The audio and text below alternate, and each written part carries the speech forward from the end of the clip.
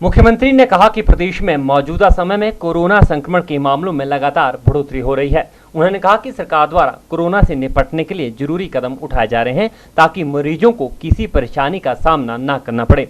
कहा कि प्रदेश में ऑक्सीजन की कोई कमी नहीं है। उन्होंने बताया कि वॉकर और इंडस अस्पताल का दौरा किया है और वहां अतिरिक्त बेड की क्षमता के लिए प्रयास किए जा रहे हैं। इसके अलावा भी कुछ अन्य जगह बिस्तरों की व्यवस्था के लिए प्रयास किए जा रहे हैं। बद्दी के कुछ फार्मा उद्योगों द्वारा कच्चे माल की सप्लाई न होने और महंगे दाम पर होने से उत्पादों के दाम बढ़ने की आशंका के बीच मुख्यमंत्री ने इस मुद्दे पर अपना रुख साफ किया है। मुख्यमंत्री ने कहा कि मुश्किल दौर में किसी को भी अनावश्यक मुनाफाखोरी नहीं करने दी जाएगी। कहा कि अगर किसी उद्योग को दिक्कत है तो वह सरकार से संपर्क करे, सरकार हर समस्या का समाधान निकालेगी। मुख्यमंत्री ने कहा कि प्रदेश में कोरोना के हालात से निपटने के लिए विचार कर सभी जरूरी कदम उठाए जा रहे हैं। शादियों में धाम पर पूर्ण प्रतिबंध है और 20 लोग ही विवाह समारोह में शामिल हो सकते हैं। लॉकडाउन को लेकर सोशल मीडिया में चल रही अफवाहों का खंडन करते हुए मुख्यमंत्री ने स्पष्ट किया कि कुछ लोग सोशल मीडिया पर भ्रामक अफवाहें फैला रहे हैं जो गलत है। उन्होंने कहा कि हर व्यक्ति को अभिव्यक्ति की आज़ादी है, लेकिन अगर उसका दुरुपयोग किया जाएगा तो कार्रवाई की जाएगी। मुख्यमंत्री ने कहा कि लॉकडाउन को लेकर सोशल मीडिया नहीं बल्कि सरकार हालात के अनुसार फैसला लेगी। आज की बैठक बहुत महत्वपूर्ण बैठक थी और इस बैठक में जो हमने काम का डिवीजन किया है उसमें जो कमेटियाँ कॉन्स्टिट्यूट की गई हैं, 4 कमेटियाँ, उन चारों कमेटियों को जो असाइनमेंट दी गई है उसमें क्या प्रोग्रेस है, किस प्रकार से वो काम कर रहे हैं, वो तो चर्चा इस पर हुई।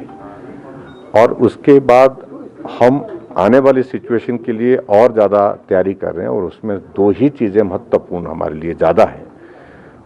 एक तो बेड कैपेसिटी को बढ़ाने की बात और दूसरे उसके अतिरिक्त बेड कैपेसिटी के साथ में ऑक्सीजन की हमारी सप्लाई चेन जो है ठीक प्रकार से मजबूती के साथ मेंटेन रहे।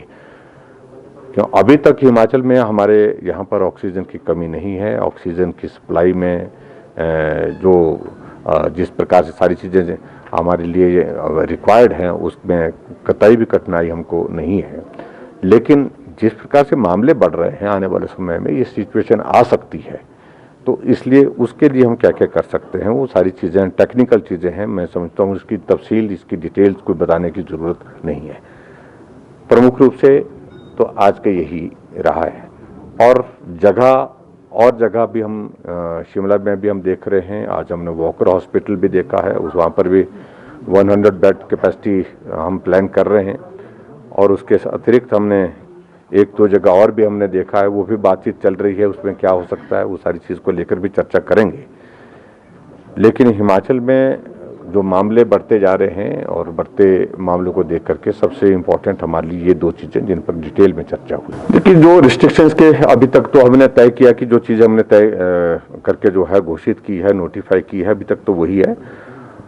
आने वाले समय में अगर हमको ऐसा लगेगा और भी ज़्यादा कुछ सख्तियाँ करने की ज़रूरत है वो उस पर करेंगे। लेकिन हमने इतना ज़रूर कहा कि धाम का आयोजन नहीं होगी। शादियों के दौरान शादी करें लेकिन धाम नहीं होगी। शादियों में हमने और ज़्यादा रिस्ट्रिक्शन कर दी, 50 से संख्या 20 कर दी और ज़्यादा उसमें सख्ती कर दी।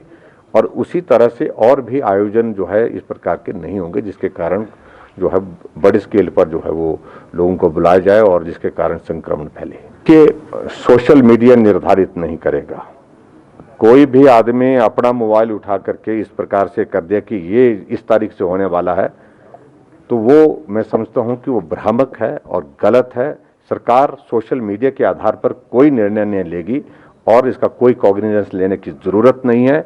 जिस गैर जिम्मेदाराना तरीके से कई जगह सोशल मीडिया कई तरह की बातें कर रहे हैं वो इस संकट के क्षण में सचमुच में बहुत निंदनीय है। अभिव्यक्ति करने का अधिकार सबको है, लेकिन उसके बावजूद सोशल मीडिया के माध्यम से सारे माहौल को खराब करने की इजाज़त किसी को नहीं दी जाती।